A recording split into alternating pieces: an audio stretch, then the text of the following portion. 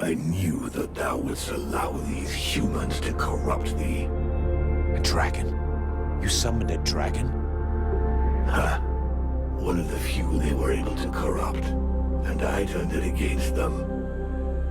Blackstorm defeated it and imprisoned it here. It was trapped, like me.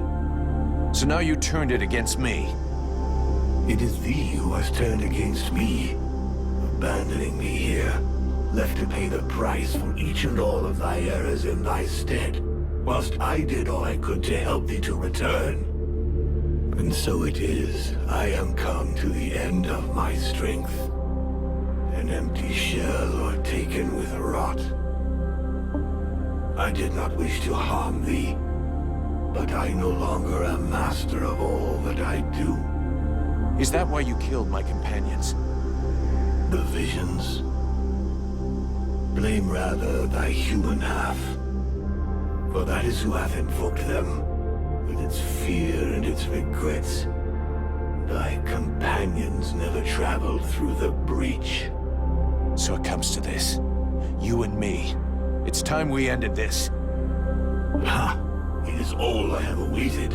Remove these accursed lances from me, and let the world heart become whole once more.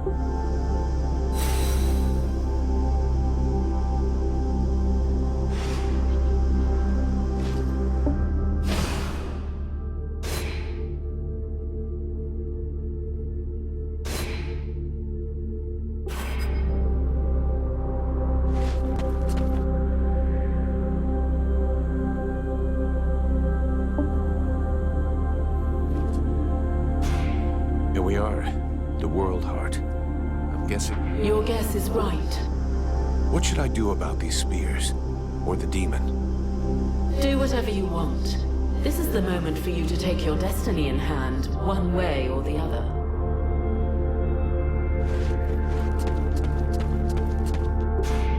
This is it. The World Heart. You didn't think I would make it, but here I am. So did your books prepare you for this? No books can prepare you for this vision, but they can help you to know what to do here. You stand at the crossroads of the world's destiny. And do you know what you must do? No. I have absolutely no idea. You must free Vertiel from the Ice Lords and break their link with the World Heart, but do not abandon us to the demon. If you let him return to his source, he will certainly regain his strength, but all who live will be destroyed. He will take revenge for what men have made him suffer. None will be spared. And you will die. And I want you to live. We're here, Randall. This is the World Heart. The knight congratulates his friend on the forthcoming victory. They were able to keep true to their quest, though the price was great. And now only one test remains. Only one last choice so that all will be resolved. The life of the knight has been spared by his friend. Now it is the fate of the world that is at stake. The faithful friend will remember his duty. The Ice Lords must perish.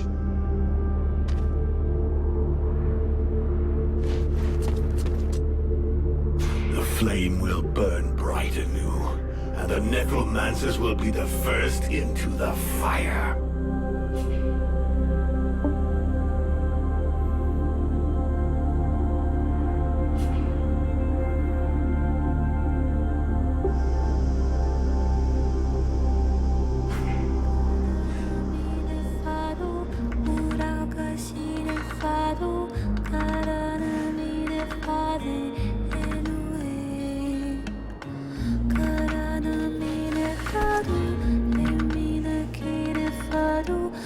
If I remove these spears, the Ice Lords will lose their power. But what will happen to Vertiel? The world is weary, all but extinguished. Nothing remains to be saved. It must be cleansed. But inside me is all the power I need to regenerate my world.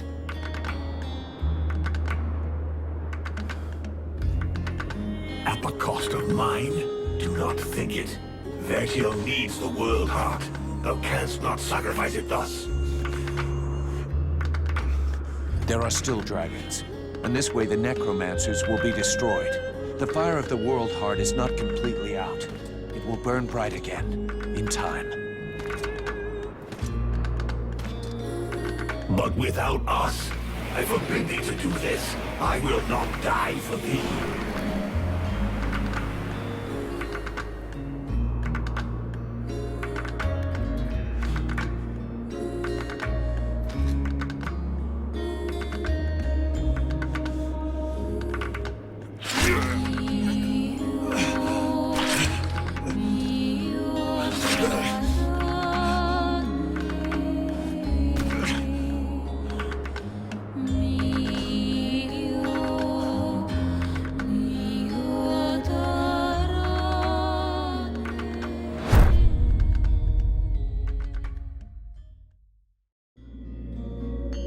And so ends the tragic, though nonetheless heroic tale of Vulcan Half-Demon.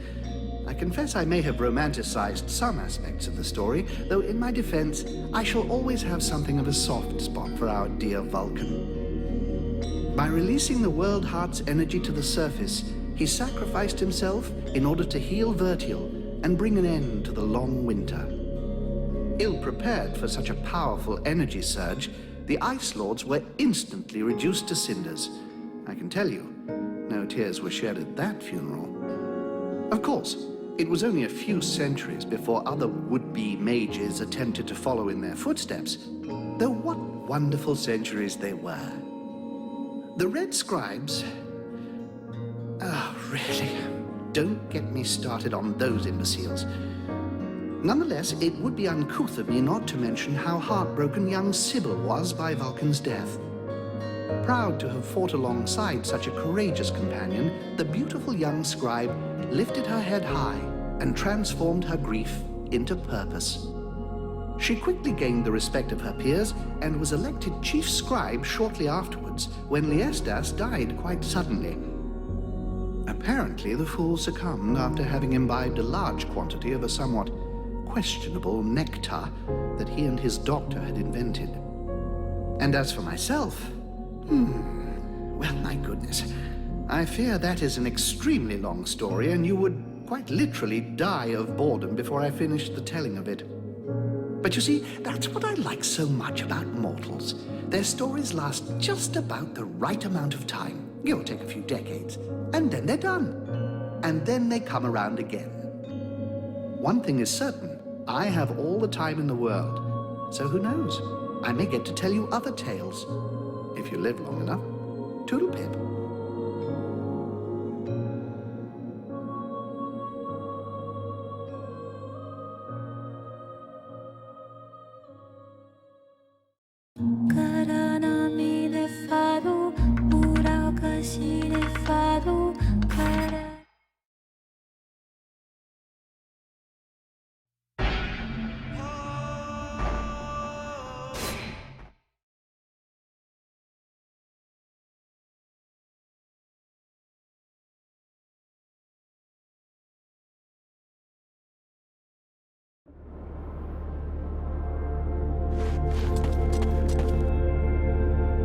The flame will burn bright anew, and the We don't need to go that far. All we need is to remove these spears, and the necromancers will be left powerless. As powerless as when they enslaved the World Heart? No, it will not suffice. They must be annihilated. I'll track them down. The dead walkers will be gone. The survivors will have a chance, and Vertiel will be rebuilt, little by little. Little by little, It would take centuries, nay thousands of years for thy world to rebuild its energy. The world heart hath not been remade whole. Thou must permit me to rejoin with mine other half. So that you can take over and burn Vertiel? No thanks. I am the most powerful being in the two worlds. I have got responsibilities. Thou wouldst use me to reign over them, as did the necromancers. How long dost thou imagine that I shall allow thee to use me in this way? I don't know, but you better get used to it. You were the one talking about centuries and thousands of years before our worlds can be rebuilt. And I plan on being right there to keep an eye on them. Meanwhile, do me a favor and let me enjoy this victory in silence. Do you mind?